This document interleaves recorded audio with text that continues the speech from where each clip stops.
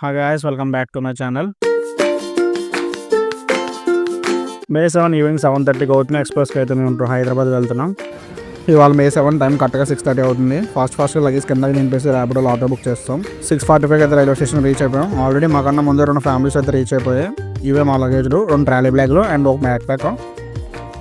ఈ ట్రిప్ కోసం నేను కొన్ని డీటెయిల్స్ అయితే చెప్తాను. కరెక్ట్గా ఈ ట్రిప్ వచ్చి 7 days ఉంటుంది. 4 days ఏమో మలేషియా కోలాలంపూర్లో అండ్ నెక్స్ట్ 3 days ఏమో సింగపూర్లో.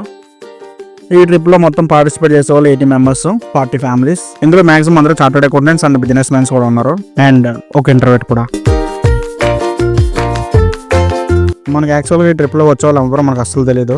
ఆల్రెడీ ఇప్పుడు వచ్చిన 2 ఫ్యామిలీస్కి మా ఫ్యామిలీ కొంచెం పరిచయాలు ఉన్నాయి. ఒకే ఫీల్డ్ ఒకే ఊరు కాబట్టి. టైం కరెక్ట్గా 7:30 అయింది. ట్రైన్ కూడా వచ్చేసింది. మా కాకినాడ వాళ్ళకి గౌతమ్ ఎక్స్ప్రెస్ అంటే చాలా స్పెషల్. మా కోచ్ నెంబర్ వచ్చి 8, అన్ని అప్పర్ సీట్లో వచ్చింది, కింద ఎక్కడ రాలేదు.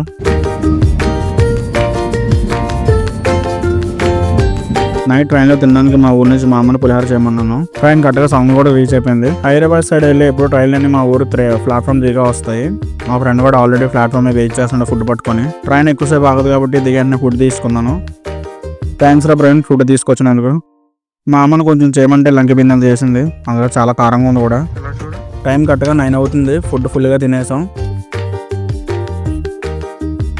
ఎవరి బెడ్లో వాళ్ళకి సెట్ అయిపోయారనమాట. కరెక్ట్గా మార్నింగ్ 5కి రీచ్ అయిపోతామంట సికింద్రాబాద్. టైం కరెక్ట్గా 10:30 అవుతుంది. ఇప్పుడు లైట్స్ కట్టారనమాట. మనం లైట్స్ కట్టేద్దామంటే ఎవడన్నా అనుకుంటాడేమని మేము ఆగిపోయాం. సో ఇంకా పడుకుందాం. నిద్ర మేబీ లేట్గా రావచ్చు, కానీ డ్రీమ్స్ అయితే ఆల్రెడీ స్టార్ట్ అయిపోయినాయి. చాలా ఆలోచన చేసుకుంటున్నాను.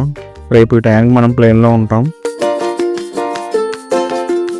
టైం అయితే 5 అయింది. ఇప్పుడే లేచాను. ఇంకా సికింద్రాబాద్ రీచ్ అవ్వడం ఇంకా 20 minutes పడుతుందంట. నేను వెళ్ళి మా ఓన్ కూడా లేపాలి. కిందకి దిగా అందరిని అయితే లేపేశాను.